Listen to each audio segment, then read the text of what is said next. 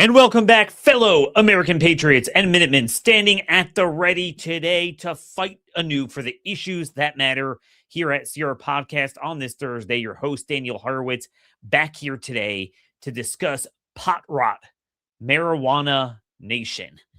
I know it's a little bit off topic from what we've been discussing this week, but it's one of the many fundamental issues that are destroying our civilization. We could talk economy, sovereignty, security, demographics, but if you have an entire nation, an entire generation that's inculcated with brain rot, we talk about digital brain rot, there's depressants, antidepressants, whatever, drugged up, everyone on artificial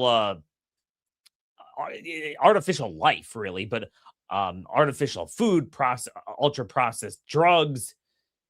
But then on top of all of that, we just have this permissive mentality, not just legalizing, but creating a protected class for marijuana where we don't even police DUIs that are worse than alcohol with it.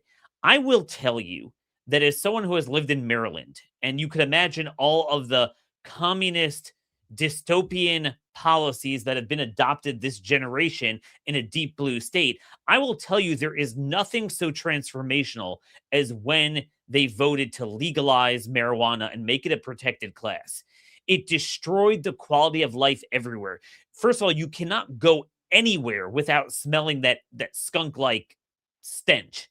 Now, I get it. People laugh. They think that that's not a tangible policy, public policy concern. But no, I mean, like you find noise and certain quality of life issues with noise and pollution, whatever. God created skunks to repel and not be among people. So we bring them in. That in itself is a problem, but that's the least of it. It is everywhere. And the younger you get, the more it is. Obviously, among the Black population, at least what I see and where I am, it's like near 100% usage. What is that going to do to a generation of brains? We were lied to that this is innocuous, it's better than alcohol, it's natural, there's no problems, government shouldn't be regulating it. And what happened was, over time, even Republicans and conservatives, because of the libertarians, bought into this. Now, I've told you for years, I don't like overregulation like everyone else, but you got to be smart and understand that we can't allow dogmatic principles about process and who should wield certain regulatory authority to get in the way of outcomes. You have to be, sometimes principled about process, but ultimately results matter. And everyone understood, everyone with a brain could have figured out that this is not 1789. Given the society we have, this stuff has long been regulated, that to go out of your way and legalize it and change the status quo, you will not get a conservative or libertarian outcome. And it is absolutely dystopian what is happening at a macro societal level and at a personal health level as well. This ain't your grandparents' marijuana. That's a big part of the lie. So we're going to have Dr. Josef Witt-Doering on to delve into this. He's one of the sort of freedom-minded doctors he's a psychiatrist who's dealing with this. But I just want to talk about the political aspect of this. How is it that we have something, again, that among the online right, most people agree with me? This is terrible. It should be regulated. Yeah. But then your big hero, Donald J. Trump, started ads and mailers in Florida to almost come within 2-3 points of turning Florida into Maryland and Colorado and New York and Chicago. So what is it we believe that we can't even get Republicans that fight this? So we're now at the point where only 10 states don't allow it at all. 25 states have full recreational, including some red states like Missouri, Montana, and Ohio, because of these ballot initiatives that they're pumping hundreds of millions of dollars into. And then they targeted Florida, and DeSantis was the only one standing up against this. I don't understand how this is not all hands on deck to fight this. They said that, It will decrease crime. That hasn't happened. In fact, we have more criminal enterprise around it with Chinese and Mexican cartel growers in Maine and Oklahoma, but really everywhere. This has become a huge problem. It's made it worse. It's made it the gateway to all sorts of other drugs. And in many respects, as our next guest is going to say, it's actually become somewhat of a worse problem than some of the other drugs, especially with its potency there. Even the New York Times, after having advocated for it successfully for years, now they finally admit it's a problem. The literature on this is clear.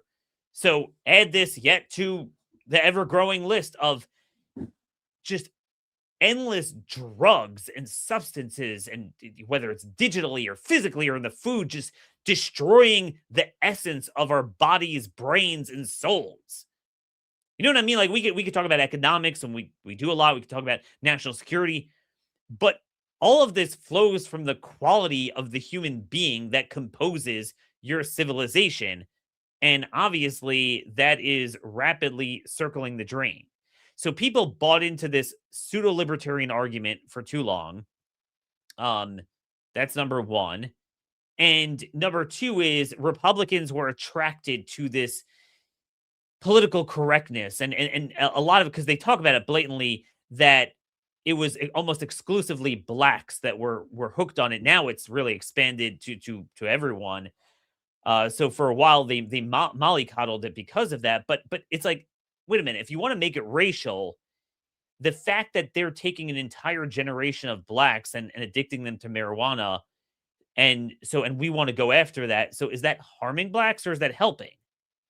Right? Is it the bigger deal the fact that you're rotting the brains of an entire generation of people? Whether it's one race or people, the whole generation in totality. That's a problem. I mean, and that is not something we should mollycoddle. There is a growing awareness that this has become a problem. You know what? It reminds me a lot of gay marriage. And by the way, all the polling on that is showing a change, because no one wants to be hateful or, all things equal. It sounds like liberty. Oh, let you do what you want. This is a marriage, or take whatever substance you want. Oh, okay. I didn't realize it would cause that. So the political tailwinds are really at our back. But like every other policy issue, we don't have political representation because Republicans at the highest level, including Trump himself, are bought off by the marijuana lobby. With Trump, it's not so much that he buys into the libertarian arguments, because he's obviously not libertarian, but I mean, money talks, and it's a huge industry. So I think there's a big awareness, particularly on the American right now, that you have a big food cartel with glyphosate and Bayer and chemicals, and obviously the vaccines, and big pharma with the drugs. But there is less of an awareness of big marijuana and big cannabis, and in fact, it's being mollycoddled very, very much on the right. So I want to talk about its effects with our coming guest. First, again, as always, subscribe at Hurwitz Show on YouTube. Give us a 5-star rating on iTunes, and make sure you subscribe to our Substack, Liberating Truths. I'm putting out a weekly newsletter, a lot of stories that I don't get a chance to cover, or even the ones I do. A lot of people ask for links to certain studies or papers or news stories. So it will all be there at our Substack. So, folks, when you look at the increasing potency of the THC in these cannabis products and marijuana, and you smell it in every car, everywhere you go, it's not just a macro societal problem, a quality of life. It always signals the degradation of a community. What is this doing to a generation of kids, where we've made this not just illegal, but a permissible mentality, almost promoting it as a protected class, almost like it's a virtue. You could debate policies around something, but you don't want to lie to people and tell people something's a good product when it's not. We recently had this Carnegie Mellon survey, 18 million Americans using it 21 plus days a month. And I'm thinking, I'm not a doctor, I'm not a scientist, and I know I can't stand the smell of it, but that cannot be good for the health of a generation of rising children, adolescents, and evidently adults. And this is really spanning all sorts of demographics. It's more, pervasive among some, but it's across the board everywhere. And now we have ballot initiatives in more and more red states to try to just say, "Hey, it worked out so well in the blue areas. Let's do it here too." If not for Governor DeSantis using every tool of government, really, to fight it, it would have come 2-3 points from passing there. Again, full recreational, every inch, everywhere. And again, I gotta say, it's even where it still is illegal, like you're not allowed to have DUI with it, but I'm not seeing it enforced. It's a protected class. It's a whole nother issue I want to get to. But in terms of the medical problems, the psychiatric problems, I want to bring to you a real rising star in the psychiatric community, Dr. Josef Witt-Doering of the drug tapering clinic, taperclinic.com in Utah. He's a board certified psychiatrist. He's a former FDA medical officer. And again, he's the founder of the world's largest psychiatric drug tapering clinic, which is an important in its own right I want to get to later. Dr. Josef, welcome to The Blaze, and thanks for your work. Daniel, thank you for having me. Glad to be here. Okay, so there's a lot to cover. Again, the Carnegie Mellon survey really got to me. I knew it was pervasive from where I live, but 18 million Americans using it 21 plus days a month. Give us a glimpse into the brain of what sort of brain damage are we seeing at a large scale, and are you seeing through the literature, but also through your practice? So Daniel, this issue really came to me from my practice at the Taper Clinic, because people will come to me, put on antipsychotics, diagnosed with bipolar and schizophrenia, and we kept on doing these assessments. And time again, we found that the instigating factor was cannabis use. And so I kept on seeing this issue. And then I started to have a closer look on the topic. So 18 million Americans, what's that? That's 5% of our country. That's insane. That's like 1 in 20 people. I know we've had this, concerns about cannabis are not new. I mean, going back to the 70s, there was the whole issue with reefer madness, where there was this big push to say, hey, cannabis, it's really dangerous. And back then, it didn't really pan out that way in the research. And then you came to this situation where people were just saying, hey, the folks who are, pushing against cannabis, they just have an axe to grind. They're kind of like stuck in the mud about the issue, and it kind of got ignored. And so then the general consensus was, hey, cannabis isn't that big of a deal. Let's legalize it. Let's, do it so we're not we're not arresting people for this. There was also a big social issue to it, because most of the people getting arrested were from minority communities. Yep. And so this issue really got championed, especially by the left. And that's why we saw it in a lot of left-leaning states. Now, things have changed. That's what I want everyone to know. Things have changed now. We are not talking about the same cannabis from the 70s. Because when we look at the potency of THC in these products, it is completely different. I mean, this was in that very popular New York Times article that you quoted recently, that had shared that data about the 18 million Americans. When the DEA was seizing cannabis back then, I mean, we're talking about like 5% THC concentration cannabis. Nowadays, you can get like 90% plus THC concentration. This is not even the same product. And so, what we saw with cannabis strength is that it gradually started to increase, up until the 90s, and then exponentially after that. I mean, it took off like a hockey stick. And so we come into the 90s, most of it is still around, 5 to 8%. And then we increase in our sophistication in strengthening these plants. And so how do they do that? Through hybridization.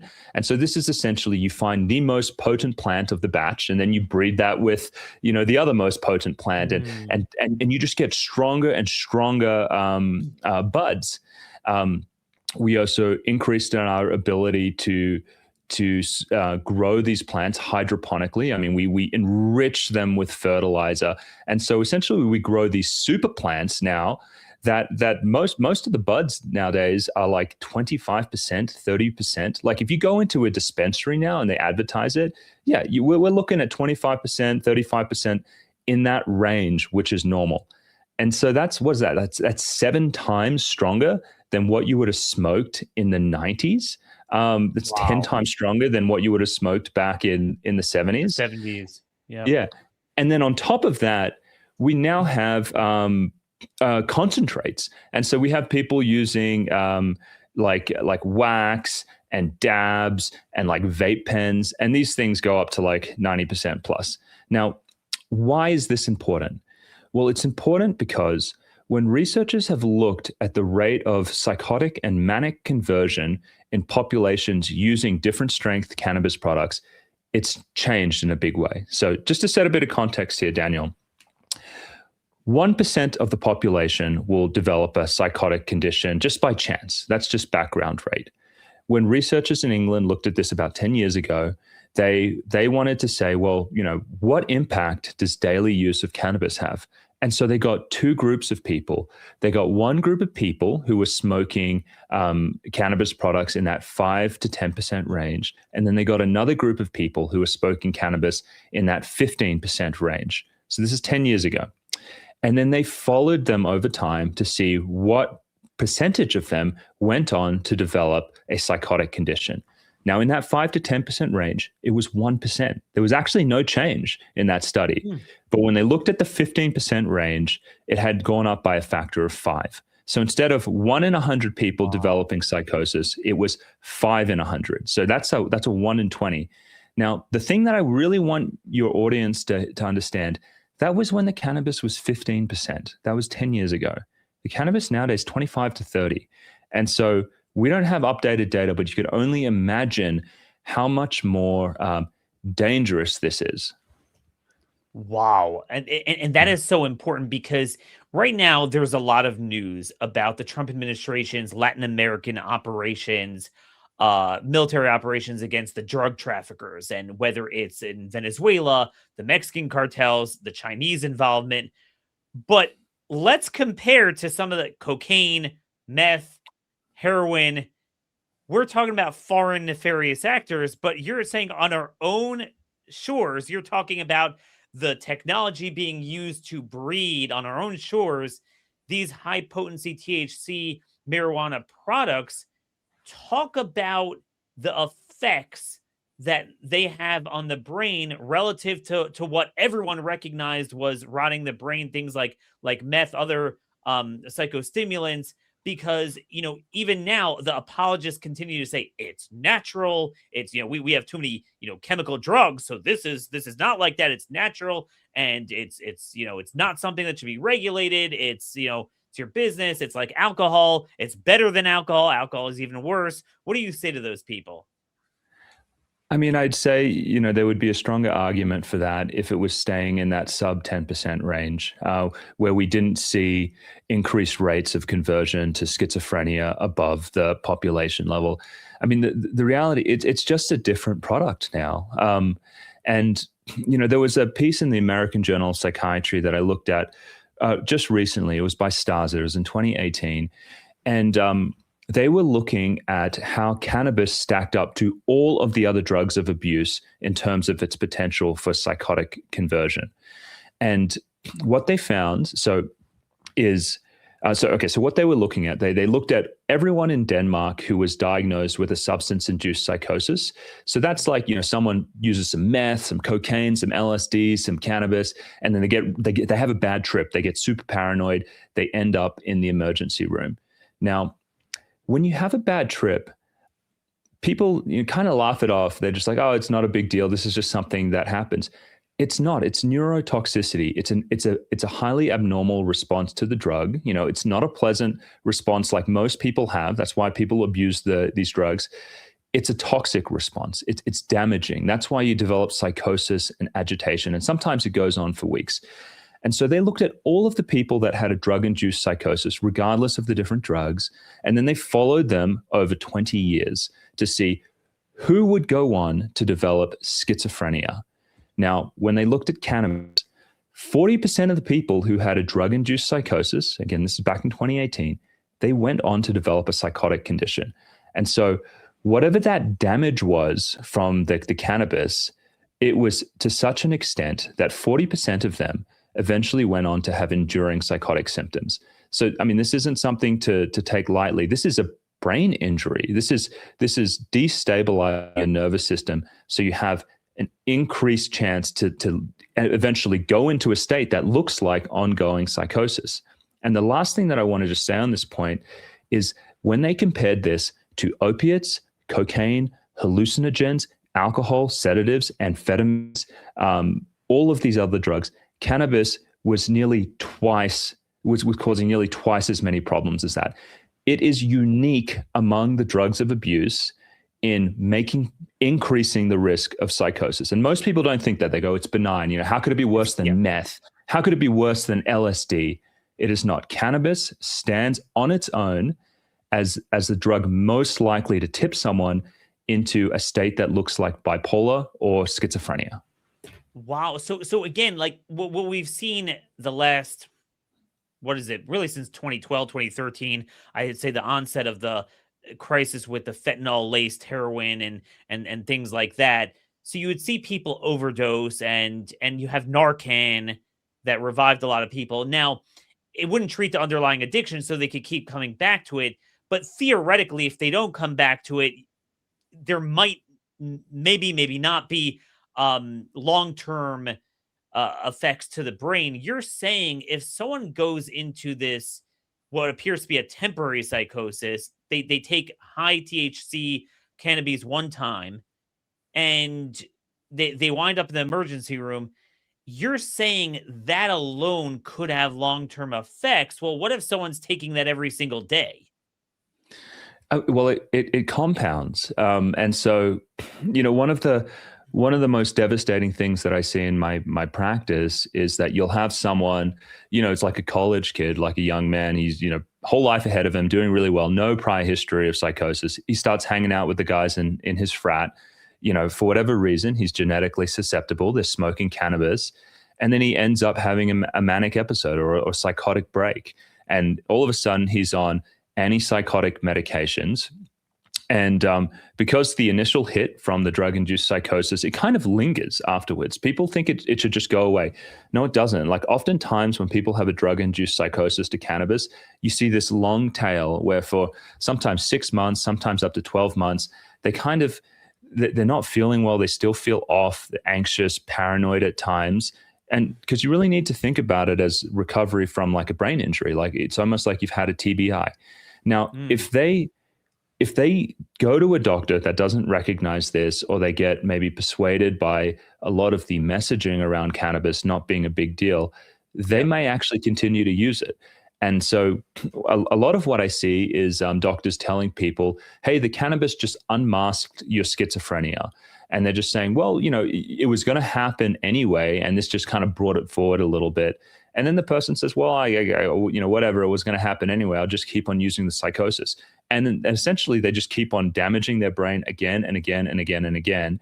And then you end up in a situation where you have severe psychosis. And I mean, it doesn't look pretty. I mean, you may be familiar with Brett Cooper's brother. I mean, Brett Cooper was talking a lot about what had happened to him. I mean, he's homeless. I mean, he's been institutionalized at certain times for years at a time. He doesn't speak anymore. And there's a good chance that what has been going on with him is just severe, like compounded brain damage from high-potency THC products. And essentially, he can't look after himself anymore. It's devastating. So what I find interesting is that obviously this generation, we've been just bombarded with neurotoxicity, and this is a broader debate about a lot of different things. Obviously, everyone's focusing on, things like autism, that we know the baseline rate has grown exponentially. But you're saying with schizophrenia, this would be your bread and butter, what you see.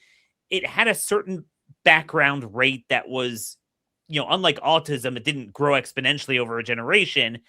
And then you were suddenly seeing more people who presented with schizophrenia-like behaviors or symptoms but they weren't. It wasn't really schizophrenia.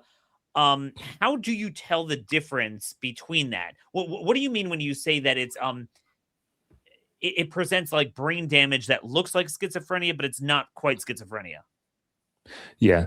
So Daniel, there isn't any biological test that that will allow you to say, oh, this is schizophrenia, this is cannabis-induced psychosis. The way you pick it up is with the clinical history. And so Mm. generally with a schizophrenia that happens, that's not triggered by drugs, you have a long onset. And so typically these are young men who are in their late teens to early 20s, and gradually over a period of a couple of years, they start to cognitively decline. And so they start to struggle in school, they become more delinquent, they become socially withdrawn, and eventually psychosis appears.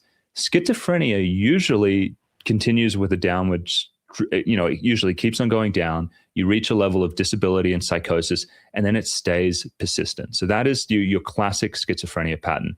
With a drug-induced psychosis or a cannabis-induced psychosis, typically what you see are completely normal people who start to use cannabis, and then quickly, within the space of like a couple of days, a week, they enter a psychotic state, and then it maintains. The other thing that's really interesting about a cannabis-induced psychosis is that the way after you have a brain injury, the brain it kind of goes in and out of disability. And so with these folks with these drug-induced psychoses, they can actually seem normal for months at a time. It's like they come out of it and they look fine again, and then they dip back into it as their brain's healing. And eventually over time, the longer they stay sober, over a year or two, you actually see those windows of clarity where they're not having symptoms increase. And so really the way you distinguish the two of them is by a clinical history. In other words, like my assumption is that someone who's diagnosed as schizophrenic, 18 years old, it's going to be hard for them to ever recover from that for the rest of their life. You're saying here, you're seeing people in their 40s, much older, that were perfectly healthy and then suddenly turn at ages that are not typical for schizophrenia to set in, and then it will ebb and flow commensurate with their recreational use of this stuff. Yes, yeah, it can. And sometimes you get people and they've had a psychotic episode, and then maybe they use some concentrates, and then it causes like another psychotic episode, and it's almost like a step up in severity. It's like each time they use it and damage their brain, it gets worse. The other thing that I want to mention though, which is really important to get across, is that younger individuals are uniquely at risk of this. So the human nervous system really, I know everyone thinks we become adults when we're 18, but actually the development of our central nervous system continues into our late 20s and really up to around 30. We're still pruning and changing our pathways. And when you look at the risk of having a psychotic conversion on drug use, it is much, much higher. It's like 4 times higher if you're under age 30 than if you are over. So there's also something about hitting the brain during this period of maturation that makes you more likely to have one of these really bad side effects. And that is a pattern that we see across all drugs, not just drugs of abuse, antidepressants, Sure.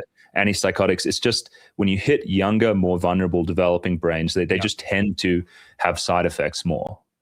But again, the difference is, everyone knows LSD, meth, they know what it is. But whereas here, we've had this misinformation. By now, everyone knows the effects of tobacco. It is totally legal. You could smoke it. They tax it heavily, but it's stigmatized in society. In the medical profession. Whereas here, I feel like it's been mollycoddled. Obviously, Florida Amendment 3. It was the most expensive ballot initiative in American history. These companies put in hundreds of millions of dollars. So clearly it's a huge, huge industry. I think there's been a reawakening, especially on the right, but really across the spectrum of big pharma and different problems with food. But it sounds like just in terms of flow of information, there needs to be an understanding that young kids that if you're taking this, you're like you're saying, it could have the same or even worse effects as some of the heavier drugs that maybe they know to stay away from. Yeah, I mean, worse. Sometimes people are like, oh my god, meth is the worst thing in the world. Like, for your mental health, it's cannabis. It's high potency cannabis. I mean, it's vastly more likely to cause an enduring psychosis. So, and I mean, what you're mentioning, Daniel, is spot on. I mean, one of the biggest dangers right now is, we opened Pandora's box. We allowed recreational cannabis use. We didn't go after it federally. And essentially, you have a big cannabis industry, much like the pharmaceutical industry. And, okay, so what happens when you have a big cannabis industry? Well, you have $1 billion marketing war chest. And what do? They use that money to influence the public. They can essentially, to put it crudely, buy academics. There's a lot of academics out there who do cannabis research now. Their careers are tethered to the cannabis industry. They are more likely to put out pro-cannabis messages. They get publications. They get flown around the place. The big cannabis will have marketing companies where they can essentially push against any anti-cannabis news stories that are out there. Yep. And so it's just a tremendous way. Like, it's there's. It ends up feeling like you got a lightweight fighting against a heavyweight. Like, I mean, you've got a couple concerned doctors. You have parents of the kids who have cannabis-induced psychoses who are trying to get the word out. You have government and people like that who really don't have the same platform and resources, who are saying, hey, guys, we really need to slow down, or we need to think about regulation, or we need to think about bringing the concentration down. All of this is being drowned out by just a fire hose of cash coming out of a very lucrative industry, which, there's clearly commercial incentives to suppress the negative stories. And, like you had mentioned previous, hey, it's just natural, there's nothing, no big deal. These people, it's just reefer madness bullshit. Like, that's essentially the way they dismiss it. So to me, the gateway of how they cleverly did this in a way that would, again, cut across ideological lines, everyone's going to want me to bring this up with you, is medical marijuana. That's the 800-pound gorilla in the room. I'm very naturally sympathetic to alternative treatments.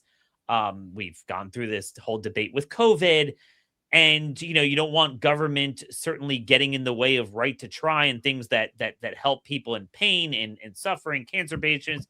So they flooded the zone with, oh my gosh, particularly veterans organizations, that they need medical marijuana. And I always had this. So I have like a political fifth sense because I'm a political guy. I'm not a doctor. I was like, there's something about this that it's the camel's nose under the tent.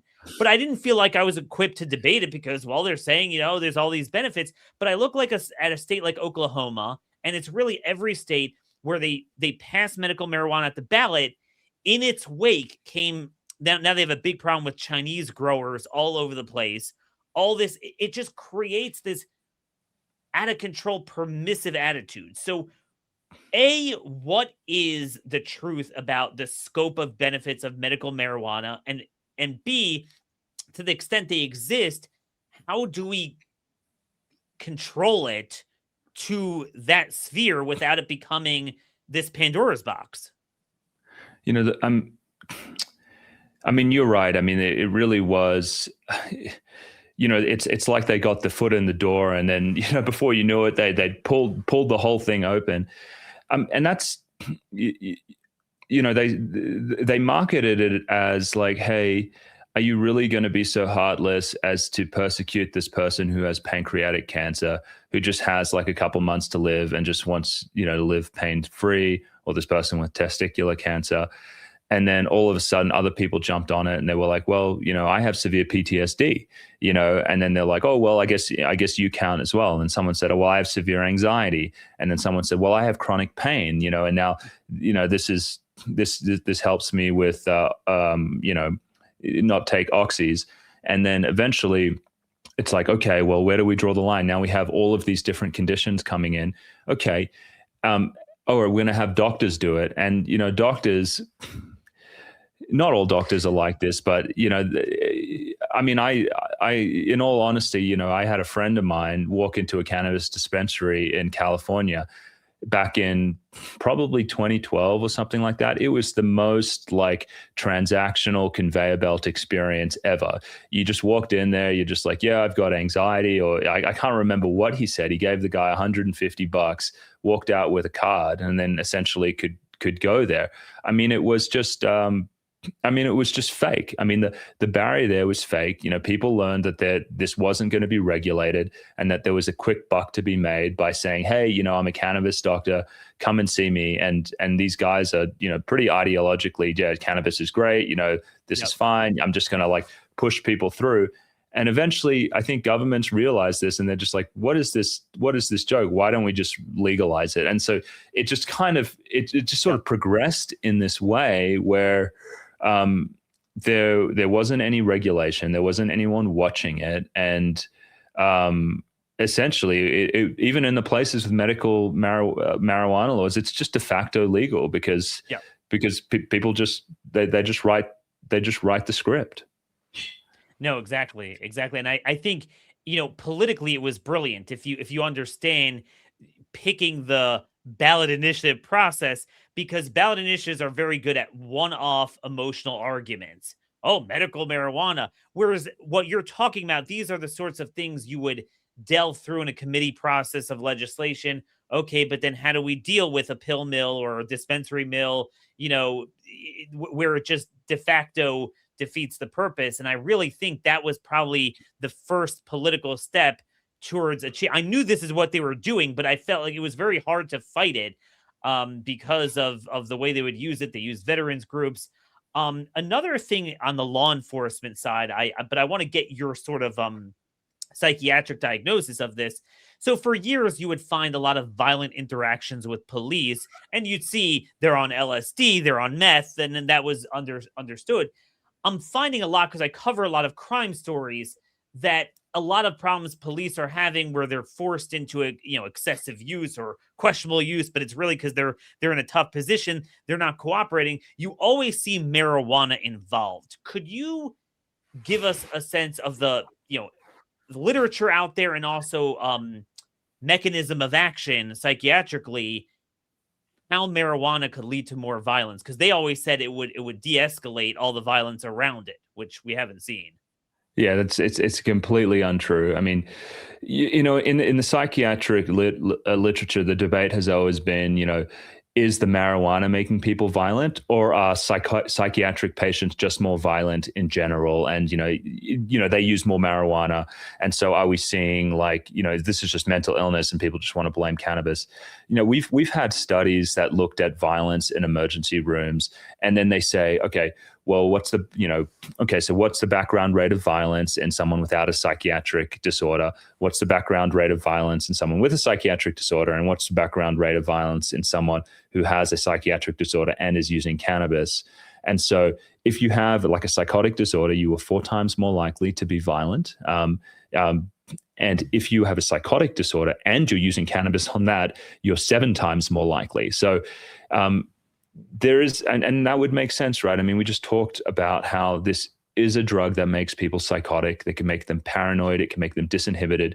If you give someone who's having, who has an underlying bipolar or schizophrenia, this drug on top of it, obviously you're going to make things worse. And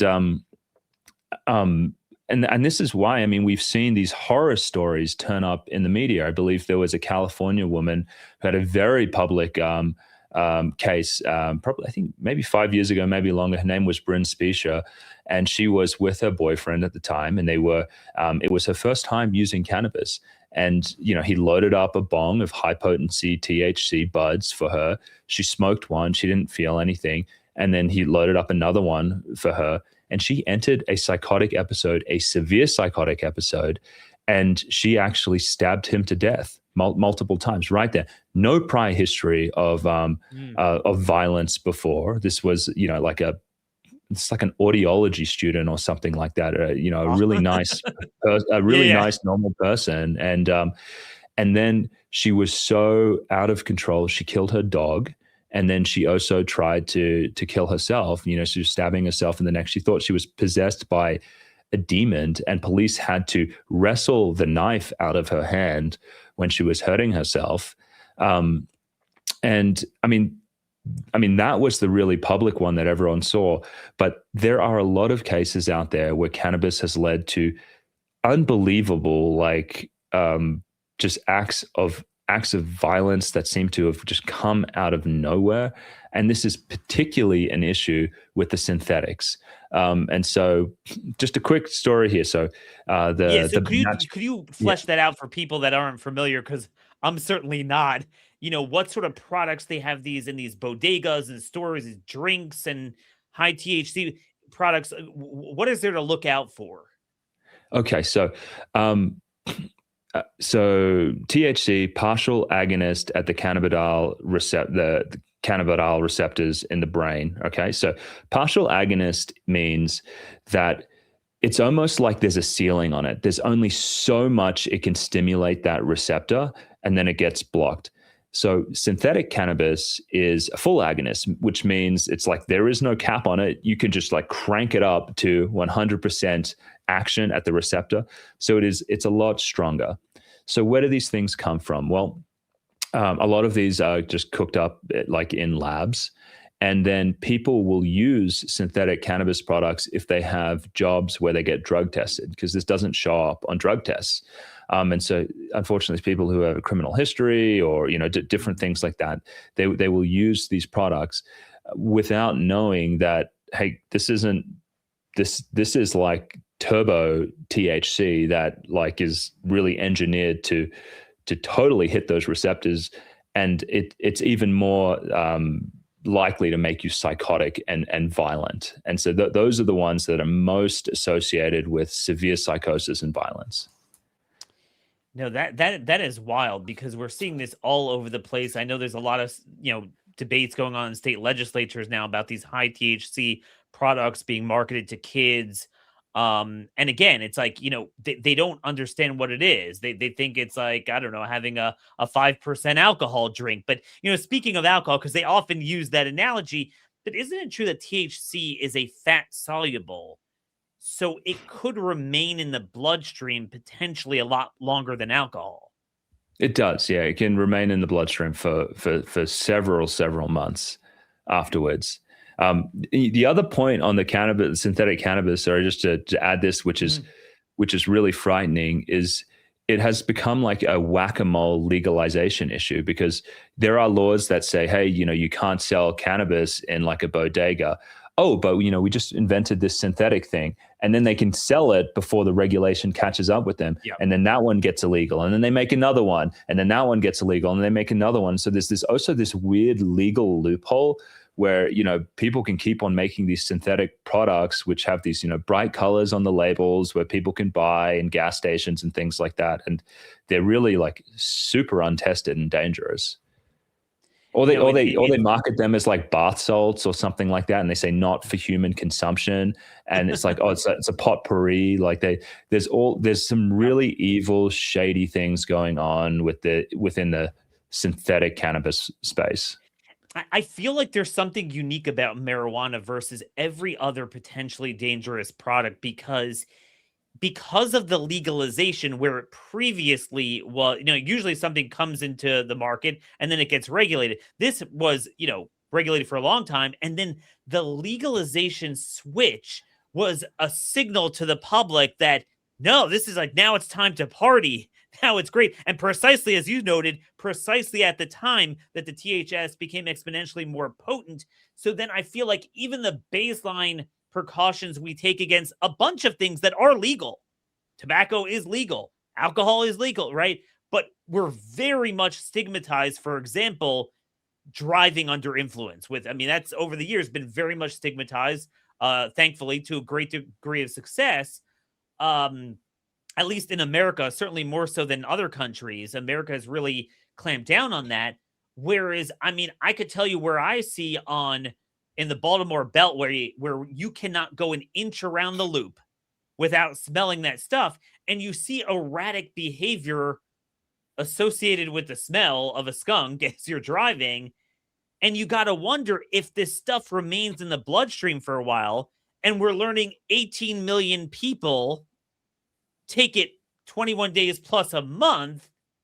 That's got to, I mean, because the driving fatalities, that is a fact that after reducing them for many, many decades, there's a lot of different factors since I want to say 50s, 60s, 70s, it's really plummeted. It's going up. There's a whole problem now with just driving accidents. People are talking about illegal alien truck drivers. That's a separate issue. But in general, driving fatalities have gone up. To me, it's inconceivable that this is not a problem, but if we're not just going to legalize it, but anesthetize people to any informed consent, I think we can only imagine the scope of societal effects that we're going to be seeing.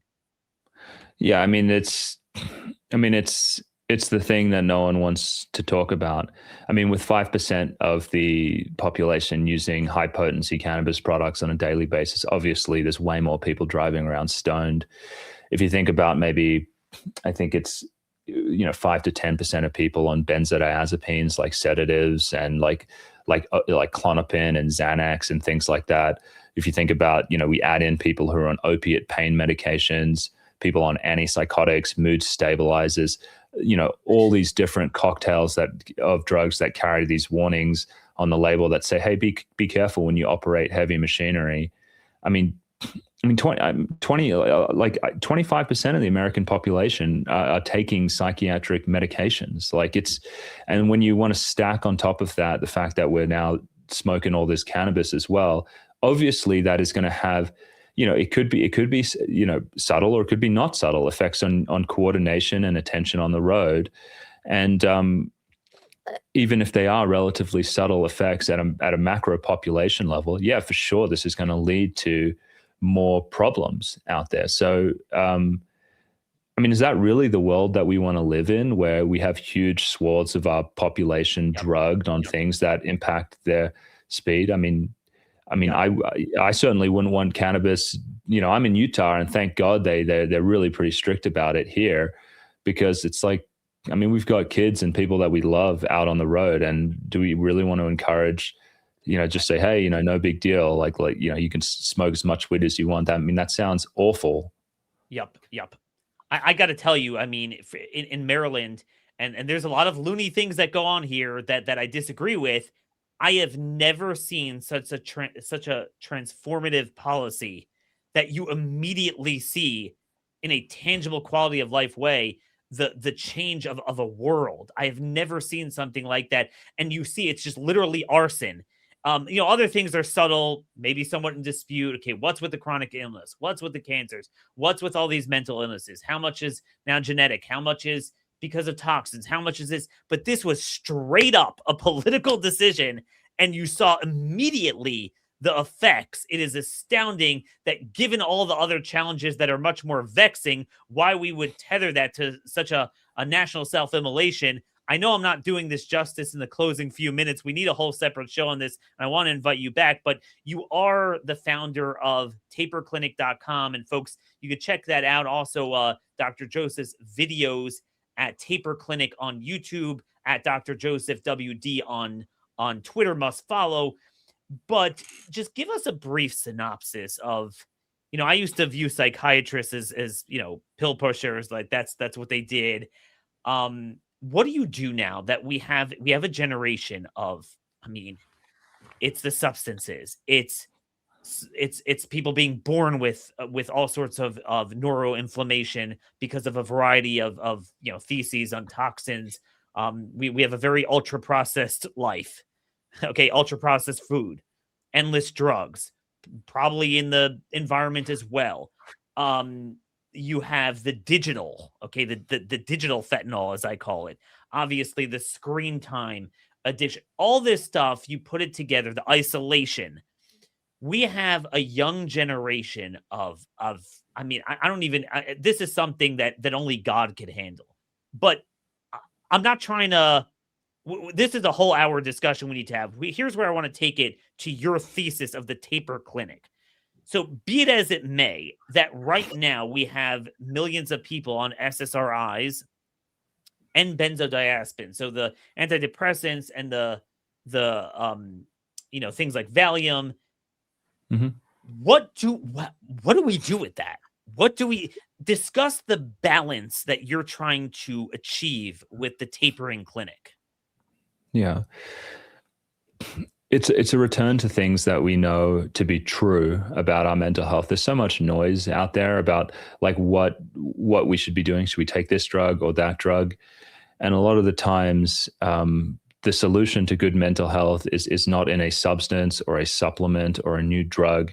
It's doing a lot of the stuff our grandma used to tell us to do. It's not putting crap in our body. Eating good food so we don't have inflammation, so we don't have brain fog, so we don't feel like, oh, we need to be on 3 cups of coffee every day and a whole bunch of nicotine products because we're trying to function through a fog. It's making conscious time for breaks during the day. We especially, my heart goes out to young moms out there, because most American households, 70% of them actually, both the parents work now. So we're also a chronically stressed country where you wake up and it's go go go. Kids out the door. Then you're at work, and then you come home and you're cooking, chores, all of this stuff. It's like we live in such a competitive, fast-paced life now that we're constantly stressed out. And so it's like, well, how do we combat that? How do we find times to decompress, to be around loved ones, spend time in nature, slow our minds down?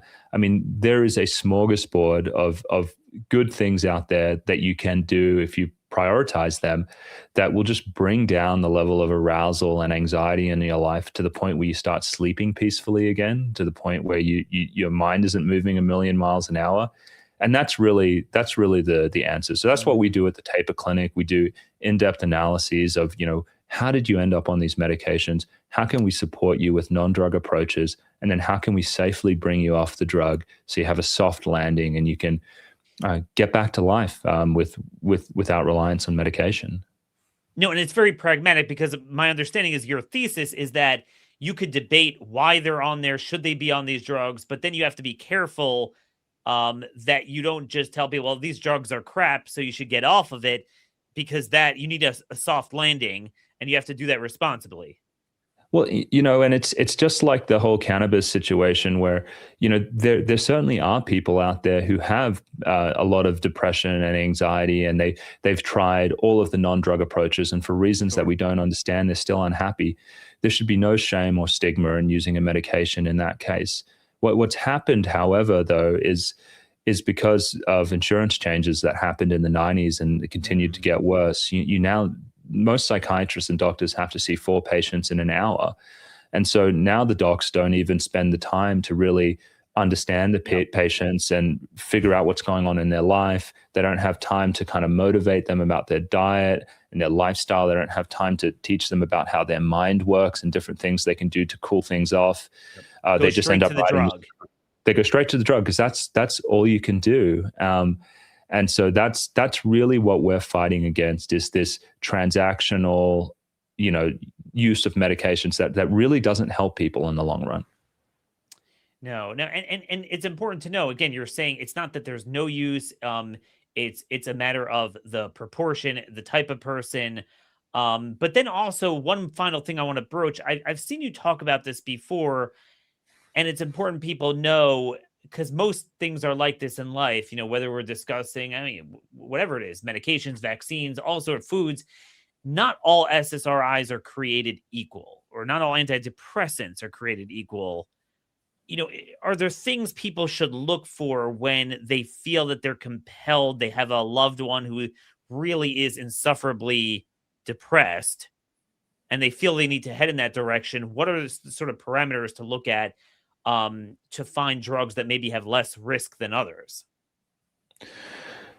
Yeah, this is a longer conversation here, but you're right. Not all antidepressants are created equally. To give you the Cliff Notes version of this, I generally tend to think things like Buspar is a safer antidepressant than something like Lexapro or Paxil, mainly because it does seem to have less withdrawal issues, and it does not appear to be associated with some of the permanent sexual dysfunction problems with the other drugs.